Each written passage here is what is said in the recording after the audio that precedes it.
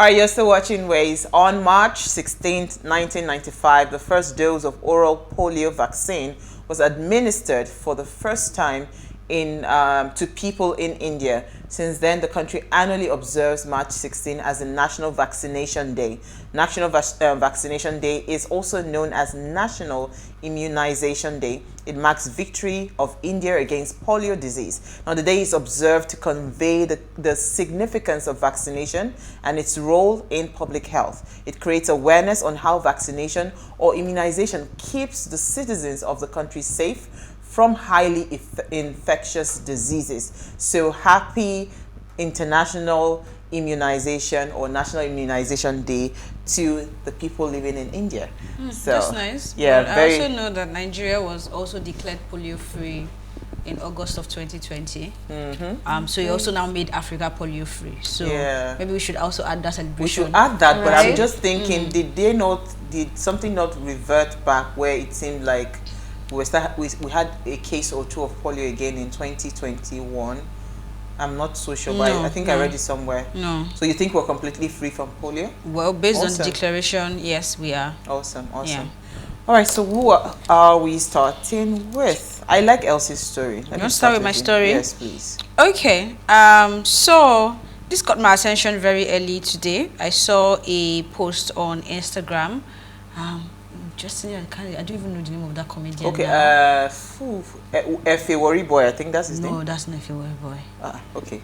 Go ahead, let me look for you. Okay, so he was upset, right? And he was talking about what Two-Face Idibia, Innocent Idibia, has done in OAU and the fact that bloggers are not picking up that story.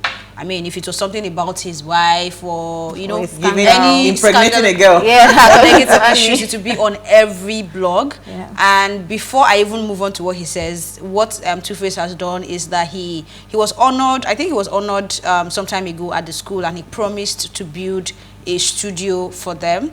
And he now has commissioned the multi-million Naira studio built for the music department in OAU Ile Ife. And it was commissioned. It's really beautiful from the videos we saw.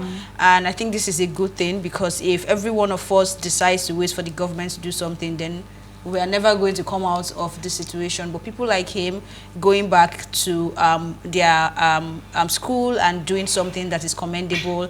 And we've also seen the good thing that have come out of creativity, music, entertainment, whatever part of creativity it is. And I can say that is what the youths are using right now to elevate themselves. I mean, if you cannot find a job, then you are tapping into a part of your creativity and selling yourself on social media to be able to gather the numbers, and then advertisement comes by, right? So this is a good one.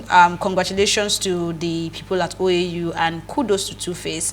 And then going back to, did you get his name? Efe Worry Boy, I was right. Are you serious? Yes. How many Efe do we have? We're plenty now. Well, but this Efe Worry Boy is a unique name, yeah. Go ahead. I know his face, but I don't know his name. Yeah, so I also do agree to what he said. Because I remember I've said it on this table, whereby it just feels like the media is just interested in bad news. Yeah. You also now see how it is trickling down to the people, whereby even when you put out good news, nobody's even interested. But once you put out bad news, everybody latches on it, you're talking about it. You also cannot now make that the direction of the media for Nigeria, because at the end of the day, that's also the image of our country. So if things like this is happening, and I'm sorry, I'm going to be calling names, Instablog is like the sort of biggest blog platform on that social media platform for Africa right now, right? And they're not putting in efforts to even do something that puts Nigeria in a good light, then it's also not selling us right. So if any one of them can hear me or see this clip from any angle, I'm not saying don't put your sensational stories, right? But it's not going to take anything extra from you to also be able to showcase us in a good light. Strike a balance. It's your responsibility. This is the part where you see journalists, those that claim to be like core journalists, people like our Rubania Bati and Co, would be offended with the ethics of journalism that comes with citizen journalists and bloggers, because they just don't care. It's about the clicks. But But when you call it the fourth estate of, how is that called, of fourth estate realm, it's because they wield a lot of power, and media is used to set agenda, to set culture, to restructure people's mind. And if we're not careful, we are going to, in fact, we are wounding ourselves already. No, but you already know that. And they will come for us, but I mean, we have to say it. Somebody has to say it. Bloggers thrive on negative news. They thrive on gist. And I'm saying I agree, but like you said, strike a balance. But you see, that's the thing. That's the wisdom. I don't think they understand that how much impact. I don't think I don't think Two-Face has to pay you to put up that. That's not even what it is, because I think if they use the same energy that they use in putting up, negative posts, if they use the same energy in putting up positive posts, it would actually get, almost the same views. But if you're putting more of negativity, I just need to mention that really. I like what he said, because it's the truth. If Two-Face had impregnated a girl now, or he's no, let Annie just write, I will show this man this night. Yes, now they are going to carry it. Yes, like it doesn't make any sense. Even if it doesn't mean anything. Balance, right? And this is what gets me tired. I don't go to blogs, because it's just too much stress. Too much. They'll be all right.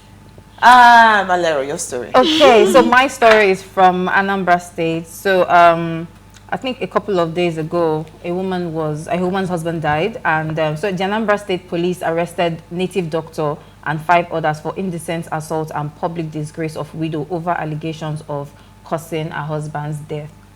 So this woman basically was stripped naked on the streets and paraded and actually tortured by her in-laws because they said so to recall that the widow was accused of killing her husband by having extramarital affairs. So she was beaten, stripped naked by her in-laws, and also forced to swear an oath before their deity.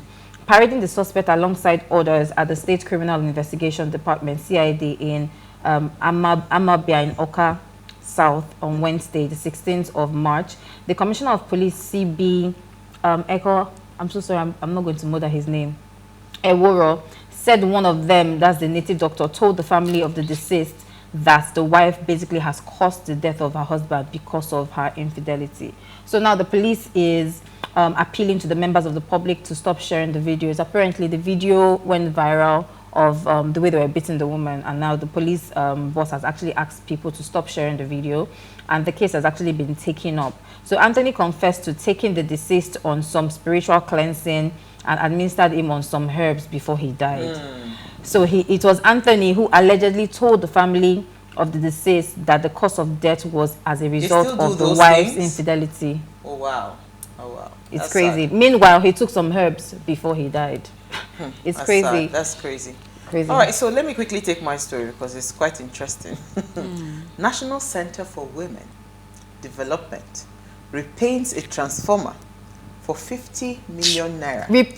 In Ogun State. Repaints. So a transformer was repainted and reinstalled instead of being replaced in the Orile Oko community of Remo North, Ogun State. Now, the rural electrification project is overseen by the National Center for Women Development, and FIJ learned that 50 million naira was allocated for the rural electrification project, but the agency did not install a new transformer.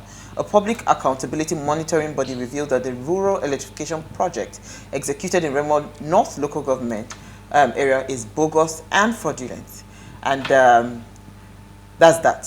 See, this is story, I choose to assume that the media is spinning an agenda. That's what I choose. You think so? No, I'm not saying that's what it is.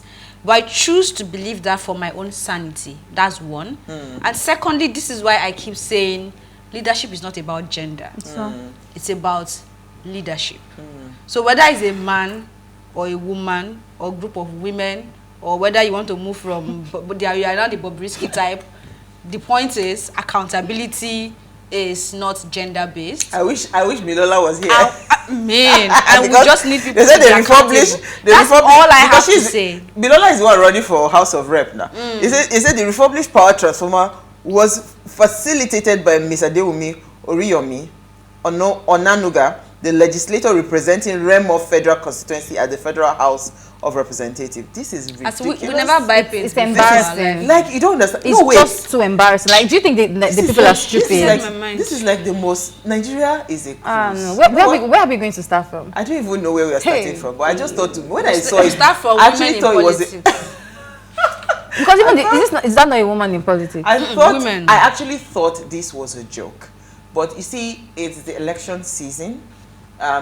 There's nothing that should surprise you when you see things like this, because every single thing right now on the minds of most politicians is how to raise funds for the elections. Yeah. So they will bring ridiculous projects and say that they want to execute those projects, all because they want to raise funds for their campaign. So this should not come as a surprise. But you know what? No, we are not in the mood for this. We want to chat with our guests.